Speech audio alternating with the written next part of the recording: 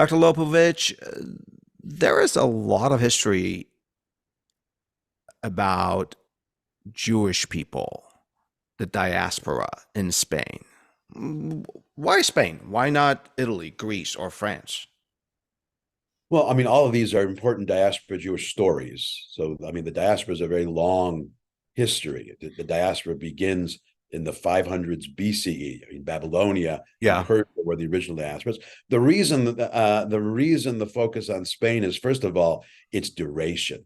Jews lived in Spain, well, really at least since the 700s CE, when Spain was conquered by the Muslims. Muslims invited Jews to Spain, and it lasted until 1492. That's 700 years. Oh, Just wow. just by comparison, Jews have been in America for 350 years or a little bit more. So first of all, it's its duration, but secondly, these were Jewish communities. I mean, this is a Jewish story where Jews really thrived for much of that 700 years. Not all of it was good. There were some serious setbacks, and Yeah. obviously it ended with expulsion.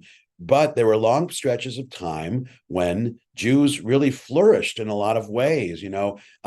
Especially the period under the Muslims until the end has often been referred to as a kind of golden age for Jews in Muslim Spain, in terms of political stability, in terms of economic prosperity, in terms of the flourishing of Jewish culture. So it's really one of the most successful and durable diaspora Jewish communities in the history of the diaspora.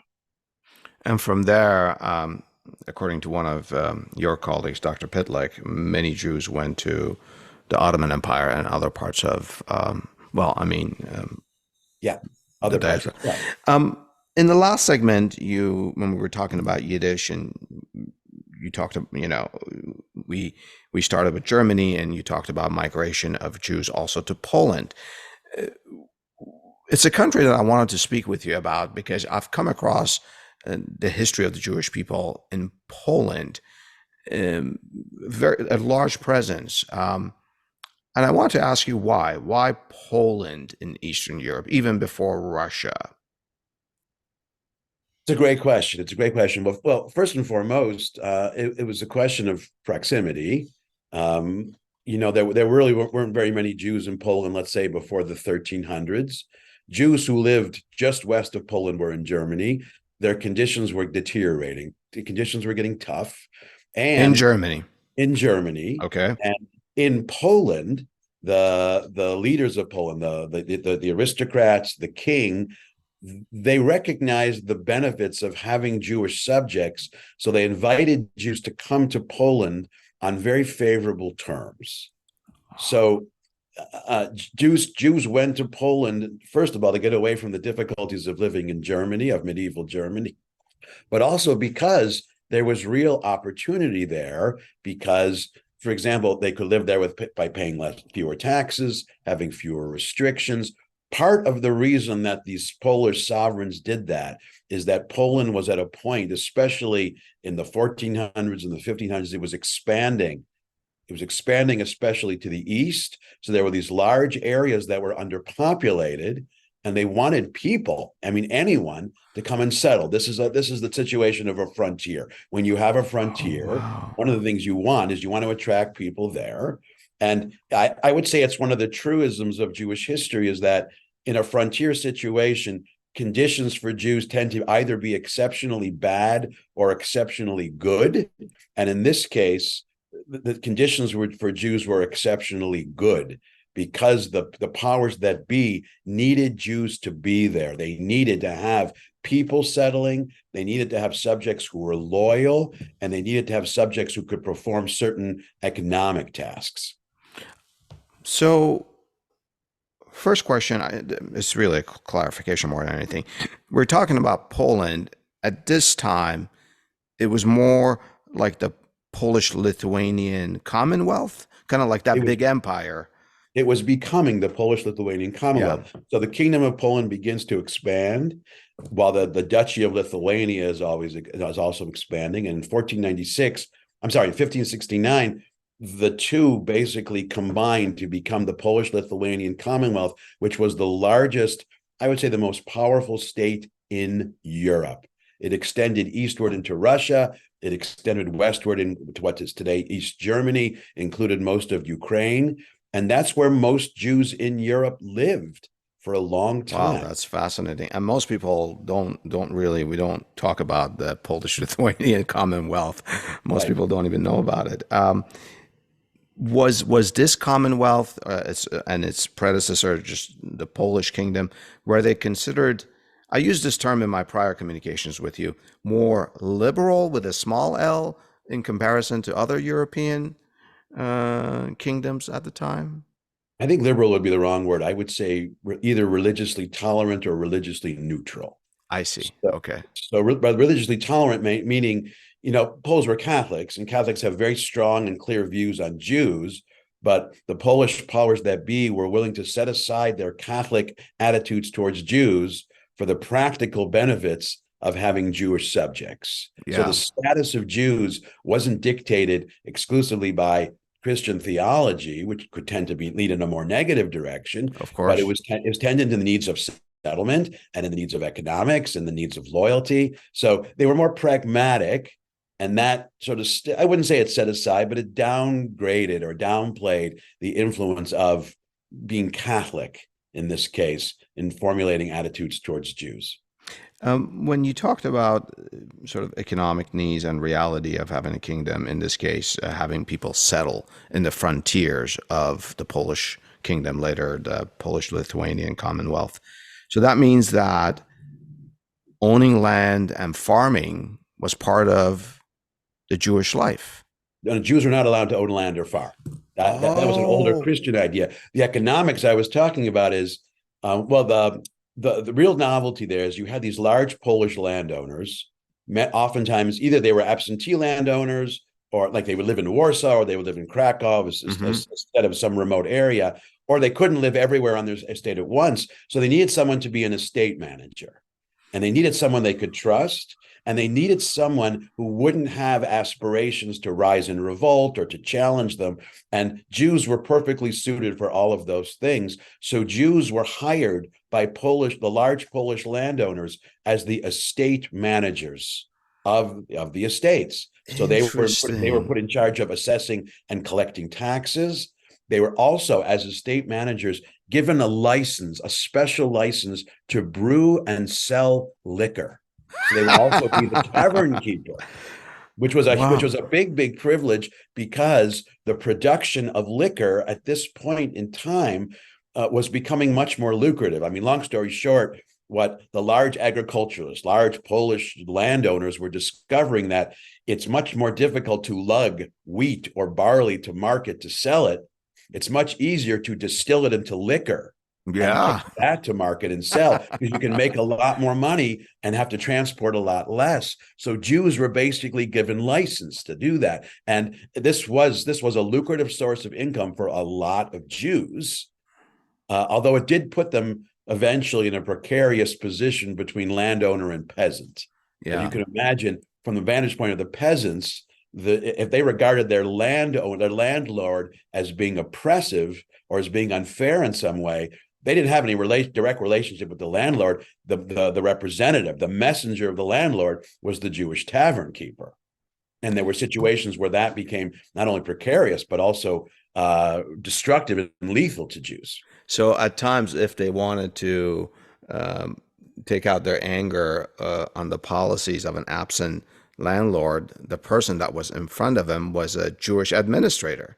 Uh, Exactly. and Was the Jewish superintendent, yeah, basically. Instead of going after the owner of the building, you go after the Jewish superintendent who lives on exactly. the premises. Now, in administrating, that means they also collect the taxes, and they sort of controlled production and all of that. They told people what to do.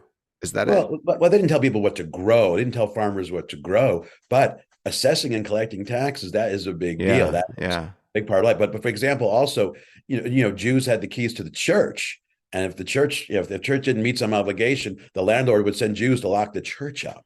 Come So on. Oh my I gosh. mean, remember, this is in the name of a very powerful Polish landowner. These weren't rights that Jews possessed themselves. They were just the agent of these rights. That must have rubbed people funny. Well, if you imagine a situation where peasants who tended to be less educated, more parochial, And Christian. more Christian, more prone to Christian ideas towards Jews. If you combine that with this kind of economic based resentment, they could become very hostile. Now, with the worst instance of that was when you go further, far enough east in the Polish-Lithuanian Commonwealth, in what's now Ukraine, the peasants were Ukrainian. And the peasants were also Orthodox Christians, whereas the landlords were Polish and Catholic. So there was an additional layer of Oh resentment and boy. hostility. So that's the point where it was in Ukraine in the year 1648, where that tension between Ukrainian peasants and Polish landlords erupted in the form, well, an uprising against the Polish king and the Polish nobility, but also it turned into a massacre of Jews led by a Ukrainian Cossack whose name was Bogdan Khmelnytsky. So it's interesting because Khmelnytsky in Ukrainian history is a hero. He's like Simon Bolivar or George Washington. If you go Wow. to Kyiv today, in the middle of the city, there's a huge statue of him. He's a great national hero because he was trying to liberate Ukrainians from foreign rule. And from the vantage point of the Poles, he is this Ukrainian rebel trying to destroy the Polish kingdom. From the vantage point of Jews, he led a massacre. So, for Ukrainians, it's the Ukrainian national uprising. For Jews, or the Khmelnytsky national uprising. For Jews, it's the Khmelnytsky massacre in 1648 and 1649. And many Jewish communities in southeastern Poland were destroyed during these massacres. But it grew out of that particular economic relationship and social relationship as Yeah, Jews as the middlemen between two groups that were often at odds with one another. that is fascinating, tragic, and very complex. Um, I asked you about Poland and Spain because these two European countries really interested me, and I knew a little bit about their histories. Is there another country that in particular interests you that you want to share with us in the diaspora experience of the Jewish people?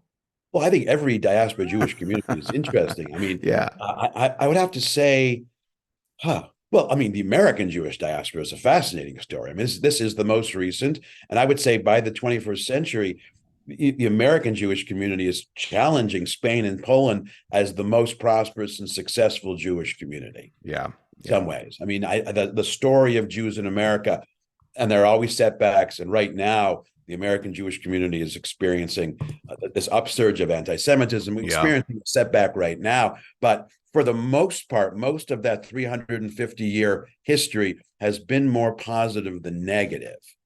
So, if we measure a kind of golden age by political stability and economic prosperity and cultural flourishing, the American Jewish community, certainly by the 20th century, is definitely an example of that.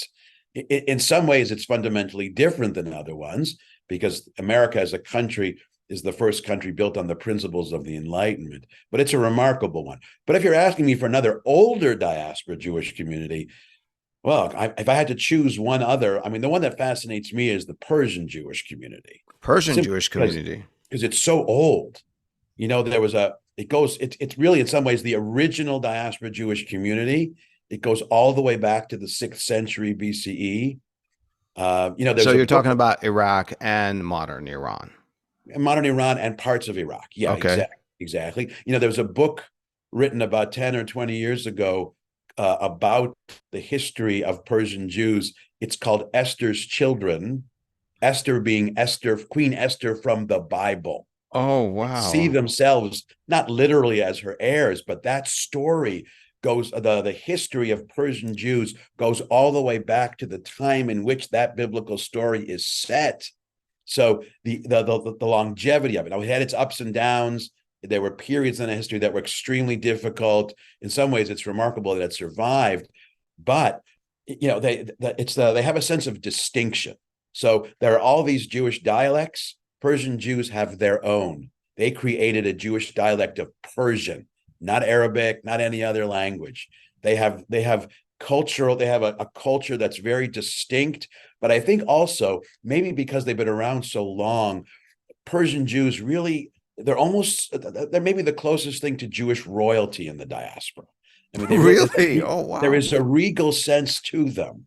Uh, I mean, they really have a pride in their own Jewish culture and in the longevity of it. The fact they've been able to preserve it for so long that I would say I would call it in a healthy way. They look down on other Jewish communities, above all on Ashkenazic Jews.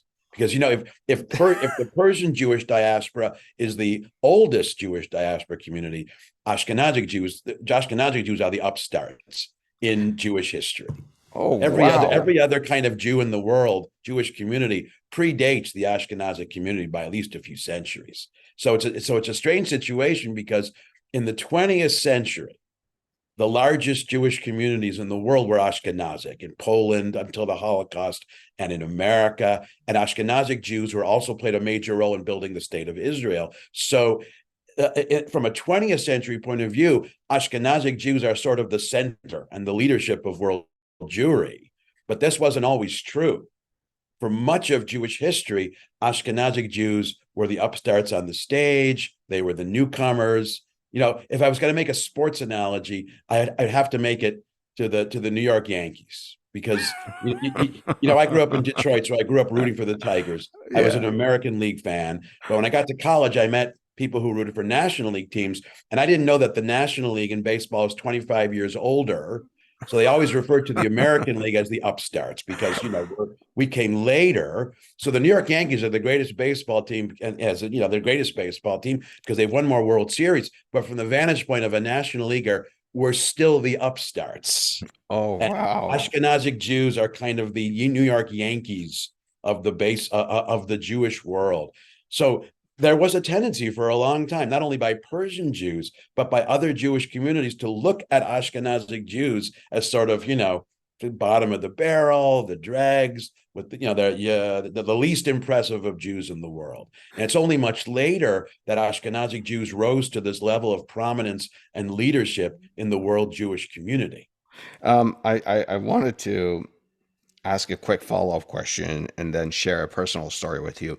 First, the follow-up question: Did the lot of the Persian Jewish community change after, I think it was 632? No, perhaps it was in the later 600s when Islam toppled the Sasanian Empire, the Second Persian Empire, and Iran effectively and Iraq over 300 years became Muslim? It's a great question. It's a complicated question, only because the Sassanid Persians had a kind of love-hate relationship with Jews.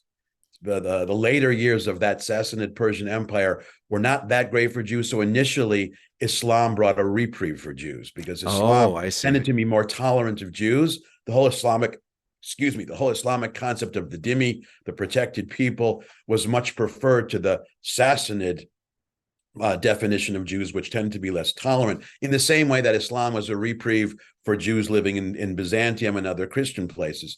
But from that point on, so originally it was definitely an improvement, but then there's this ebb and flow in the Muslim world, more and less tolerant. Iran eventually became Shiite, and Shiite Muslims were sometimes less tolerant of Jews, though certainly not always. So there was this brief reprieve, and after that there was a kind of ebb and flow, really depending on the larger mood of the Muslim world, because the Yeah, Muslim yeah, world yeah, yeah. also has fluctuated from being more tolerant of non-Muslims and less tolerant of non-Muslims.